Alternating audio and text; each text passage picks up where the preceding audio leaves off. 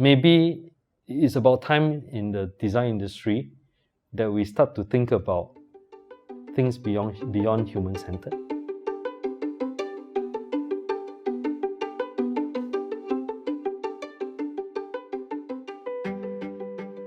Yeah, so do you think that designers or design has the responsibility to always be towards a good cause? And, is that ever too pressurizing as a designer to be like, okay, everything I put out in the world has to be for something good? I think it depends on the designer's value, right? Values, actually. Now, that and also the ability to see. Now, by the ability to see, I mean the inability to see, right?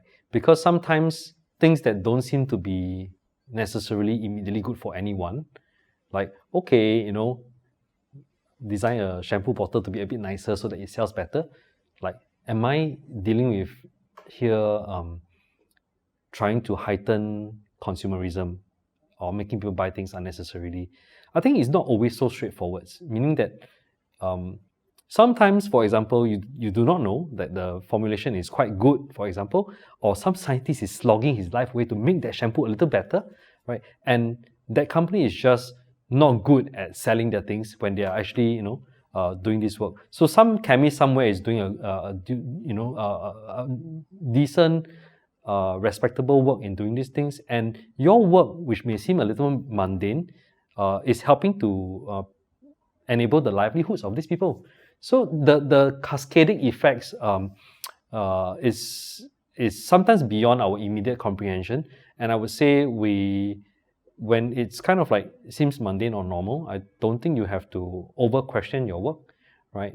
To say, hey, it's meaningless, right? But of course, this is a tricky path to walk because you also don't want to lie to yourself, when you say, this is, I always make things that make people buy things, then if there's some kind of deceit in there, I think you will either feel very uncomfortable after some time, or you will get so used to it to lie to yourself that I don't know what will happen actually, but it doesn't sound like a path that we want to go down. I'm just saying, actually, what was I saying? I was saying the effect of not being able to see, right? There was another point, right? The values. So I would say the values are we can't be prescriptive of the values for everyone, right? Even in our own team, there will be different people with different beliefs and different value system. Now, I do want to say that maybe it's about time in the design industry that we start to think about things beyond human-centered, right? I think this conversation is emerging. It's funny because this year I just had a thesis student propose to me, say, hey, let's do divine-centered design. What's divine-centered design? But the questions asked there was very interesting in the sense that maybe there's more to life than human beings are and satisfying every user's demand, right?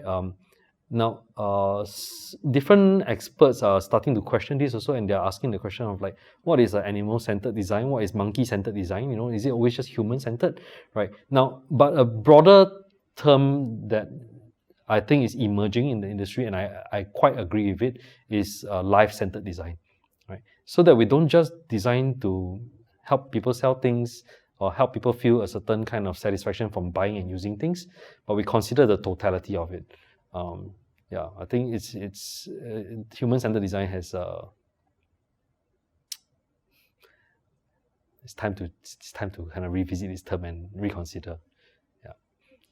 Maybe personally as a designer, do you feel the weight on your shoulders in gunning for this, designing for this life-centered designs? Does it ever feel too stressful? No, it feels just nice. Why I say is this, because you for me right, I cannot feel like I'm carrying the weight of the world. I'm not able to, right? But yet on a individual basis and as a team, it's possible to do something, right? So within these two polar, extremes. For us, I think we have a bit of a happy ground where we say, let's do what falls into our hands, and within that, the thing that in our hands that we have a way to impact, let's try as best to impact it. Of course, we don't do it like in a bullish way. Yeah, we do it as far as possible gently. A lot of things need to align. The client has to feel like a certain willingness also to orientate towards a certain way. So you can't bash your way through. But at the same time, there is always this underlying compass. Yeah, and because I think we fundamentally concede that our ability is finite, right?